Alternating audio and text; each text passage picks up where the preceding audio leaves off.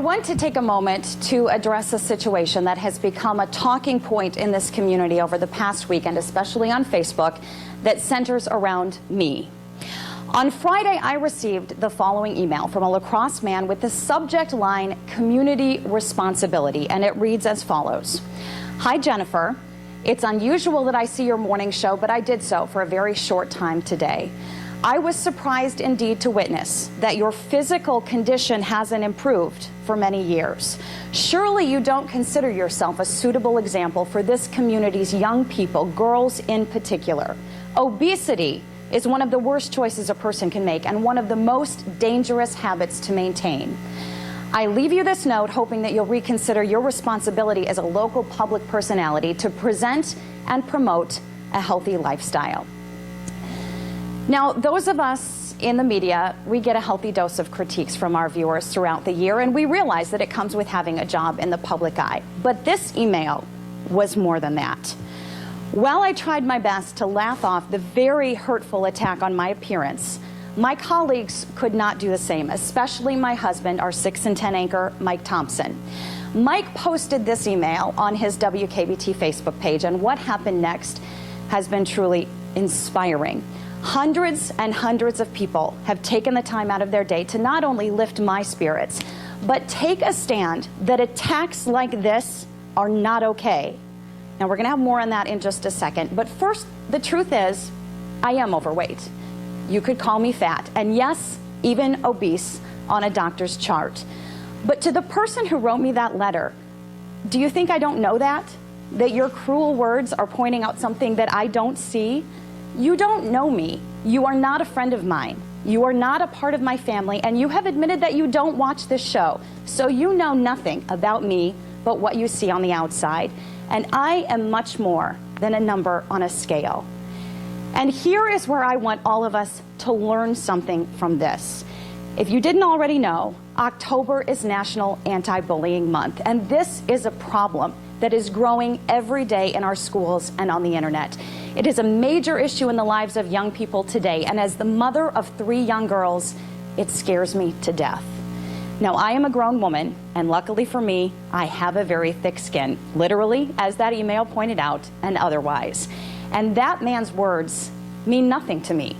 But what really angers me about this is there are children who don't know better, who get emails as critical as the one I received, or in many cases even worse, each and every day. The internet has become a weapon. Our schools have become a battleground, and this behavior is learned. It is passed down from people like the man who wrote me that email. If you are at home and you are talking about the fat news lady, guess what? Your children are probably going to go to school and call someone fat.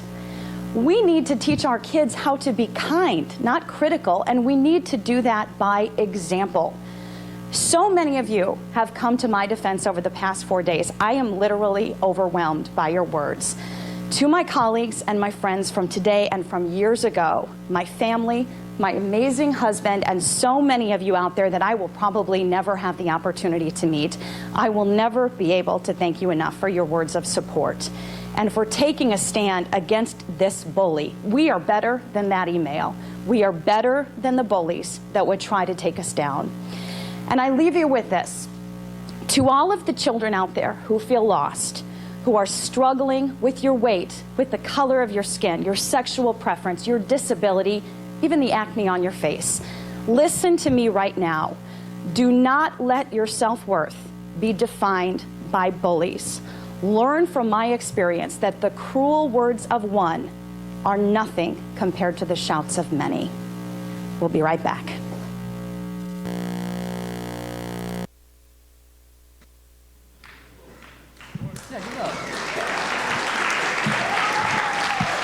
Hello, what's up? How many of you have seen that video before? A couple? All right, cool. So, by the way, I'm Dan. I'm a senior. Hey. I TA for Mr. Olson. I help write chapel, get all this stuff set up, and sometimes I might be talking this year. So if you like me, just tell Mr. Olson you want me to talk again. If not, it's all good. So I didn't play that video to show like, hey, BCS, you guys suck and you're bullies. I know that you guys aren't. Actually, I love everyone at this school. You guys are really great people. But what I really wanted to talk about was at the later part where she was talking about how important it is to know your self-worth and to know your value and to know that you guys are awesome and significant people. So I'm going to start off with saying something about Bellevue Christian. Not everyone here is Christian. And also, that's okay. What matters is that you're comfortable with yourself and you find out what's right for you and what you believe to be true. And so, also, I want to say, despite a lot of things, I think everyone, like at the core of who you are, at like the very basis of what you believe, I think everyone wants love and everyone wants positivity and everyone wants to be happy and find what gives them joy in life. And I think that's one of the most important things to do. Strive for what you're passionate about and strive for what you love. So, moving on. There are about 7 billion people on Earth. There are about 7 billion people, including all you guys. And I don't want that to make you feel like, because that's a pretty scary number, that's a lot of people. And that could make you think, what am I? I'm just some person going day to day in school in the Northwest, just what does my life mean? You can get kind of scared by that. But I think you can also look at that as a way to build yourself up and just a way to say how significant you are and everyone else is. Because I think that what you need to realize is when you look at that number, what you need to realize is that you, like all of you, me too, all the teachers, all you kids, not one of you are the same. Every single one of you is 100% different and 100% unique and has a bunch of just amazing things about yourself that you can feed off of each other's energy. And that's a remarkable thing, I think. So as the video said, I think what the main thing that wanted to be talked there was how significant you are and how much more you are than what someone says about you or what you say about yourself and how you can be critical on yourself. And there's some things I wanted to pull away. I think that you are completely unique, you are beautiful in your own way, and you are you are unique, you are beautiful, you are original, you are groundbreaking, you are hilarious. I'm sure a lot of you have a great personality. I don't know every single one of you, but I'm sure you guys all have amazing jokes, and I'm sure that you guys are, I want you to be comfortable with yourself. I want you to be happy and be comfortable with yourself. And don't be defined by what someone says about you or what you see in a magazine or what, say you're dealing with your weight, what you see on a scale, or say you want to be a better athlete, what a coach says about you, or say you're a musician, what others say about you. And just how good you are, just being you. I think that's a really important thing. And whether if you believe it or not, Jesus is crazy, crazy in love with you. You don't have to believe it, because he loves you like crazy. Whether if you like it or not, you can accept it, you can take it as is, you can take some time, think about it, process it. I'm not here to tell you how to think or even what to think. I want to throw this idea out to you, that Jesus is so, so, so in love with you. So get over it. No, but yeah, I just think that's remarkable. And again, that when you're feeling down, when you're feeling lonely, when you're feeling depressed, when you're afraid and feeling hopeless or unwanted or unloved, it's during those moments when Jesus is crying out saying, I want you so, so badly, and I love you. And I don't want you to feel alone, because I'm always with you. I don't want you to be afraid, because I'll comfort you. I'll be with you every step of the way. And that he wants you as you are right now. He doesn't want you as you could be. He doesn't want you to be perfect. He doesn't want you because you're the best. He doesn't want you because you're the best athlete, because you have a 4.0, because any reason you can think of, any sense of pride, the best qualities about you, he doesn't want you because of that. He doesn't want me because of that. He doesn't want anybody because of that. Jesus came because he wants us as we are. And so I just think that, I think you guys are getting what I'm saying.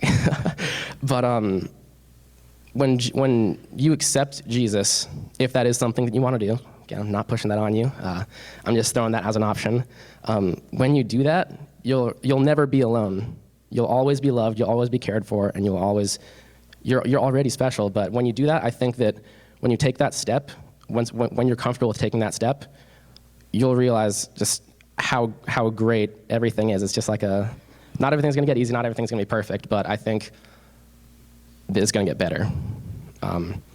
So have hope, have faith, and have love are 3 things I want you to know that are obtainable and things that you can have. You can have hope, you can have faith, and you can have love. And I think those are incredible, remarkable things that you can have. So for post-chapel, we got about 14 minutes. You guys can hang out if you want. For post-chapel, it's not really a question this week. It's more of an activity. I was like, what are we going to talk about after this? What are we going to discuss in class? I was like, wait, why should we do that? We should just hang out. So we're just going to like have nap time for 10 minutes. You can pray. You can just think about what I said or maybe how you're feeling. Plan what you're going to do after Friday for the weekend. Think about your week, whatever you want. Sleep. I don't care. But just take some time to be still and be quiet. Let's reflect on your day and how you're doing, how you're feeling. Ask your friends how they're feeling afterwards. Because it's all about caring, it's all about relationships. So yeah, that's all I really got to say.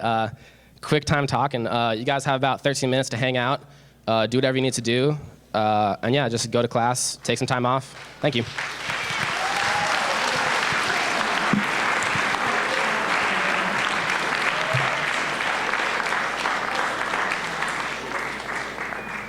That's it, we're done. Hang out.